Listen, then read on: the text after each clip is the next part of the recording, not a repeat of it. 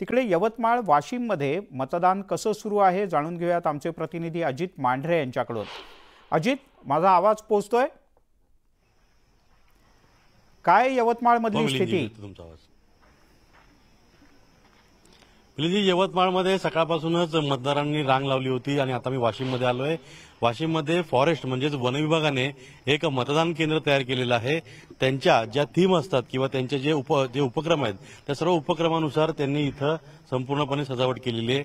वाघाचित्र, वाघ हा जो आहे त्यांची संख्या कमी झालेली आहे, ते वाचवलं पाहिजे, पण त्याच वाघाला घेऊन त्यांनी आता एक स्लोगन दिलेलं आहे, मी गर्जना करतो पण फक्त तुम्हीच मतदान करू शकता।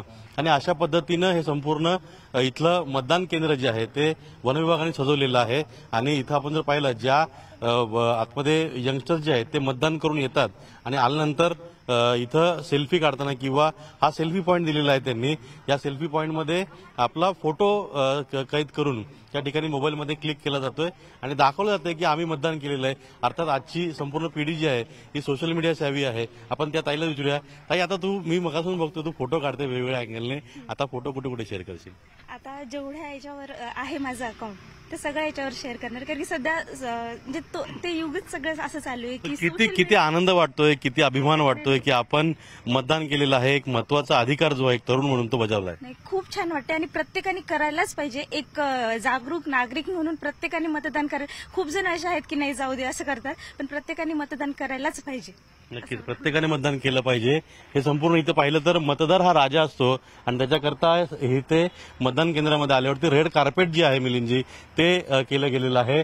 दोन्ही बाजूने पडदे केले गेले आहेत, म्हणजे एखादा राजा जेव्हा महिलामध्ये जातो त्यावेळी त्याला जसा फील व्हावा तसा फील जो आहे तो इथे व्हावा अशा पद्धतीने संपूर्णपणे सजावट जी केली गेलेली आहे। आपल्यासोबत वन विभागाचे अधिकारी वानखेडे साहेब आहेत।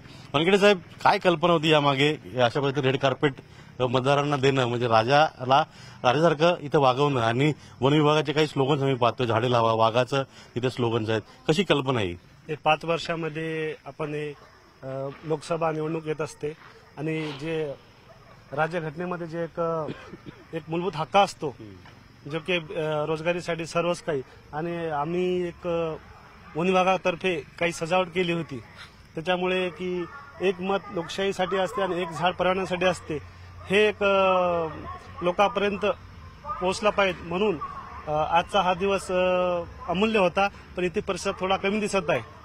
नक्कीच प्रतिसाद कमी दिसतो, त्यांचं असं म्हणणं आहे। दुपारचं ऊन आहे, आपण स्लोगन्स पाहिले की एक मत लोकशाहीसाठी, एक झाड पर्यावरणासाठी। लिंजी, आपण नेहमी म्हणतो की बऱ्याच वेळा म्हणतो की आधी मतदान करा मग तक्रारींचा पाडा वाचा, आणि इथंच एक सेल्फी पॉइंट त्यावर लिहिलेलं आहे, हातभर तक्रारींचा बोटभर उपाय। म्हणजे एका बोटाने एक मतदान केलं तर तुम्ही ज्या तक्रारी करताय त्या करण्यासाठी तुम्हाला तो पूर्णपणे अधिकार असेल, आणि ही एक प्रकारे प्रार्थना असेल किंवा एक प्रकारे एक सूचनाच आहे। अशा प्रकारे हे संपूर्ण सेल्फी पॉइंटवरती लोकांनी जास्तीत जास्त पद्धतीनं यावं आणि इथं करावं, मतदान करावं, याकरता हे सगळं पूर्णपणे तयारी केली गेली आणि लोक इथे येत आहेत, मतदार इथे येत सकाळच्या वेळात लोकांचा उत्साह दिसत होता का? सकाळच्या वेळी लोकांचा उत्साह दिसत होता। हा संपूर्ण पट्टा यवतमाळ किंवा वाशिम पट्टा असेल, या भागामध्ये ऊन जे आहे ते आता जवळपास 43 डिग्री तापमान आहे। या तापमानामध्ये देखील लोकांचा उत्साह तसा कमी दिसतोय, पण तरी लोक जी आहेत ती त्यांच्या मागे येतात। आताच हा एक तरुण आत्महत्या मतदान करून आला, आणखीनही मागे आपण जर पाहिलं तर इथे मागे एक दाम्पत्य येत आहे। उन्हाचा तडाखा कुठे बसू नये म्हणून त्यांनी डोक्यावरती पदर घेतलेला आहे।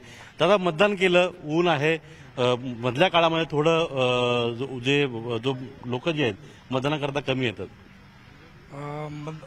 माझं म्हणणं आहे की सगळ्यांनी मतदान करावे आणि आपल्याला जेव्हा वेळ भेटला तर तेव्हा मतदान करावे, कारण की उन्हाळा तडाखा आहे, पण जे मतदानाचा वेळ आहे त्या पहिले आपण मतदान करून जावे।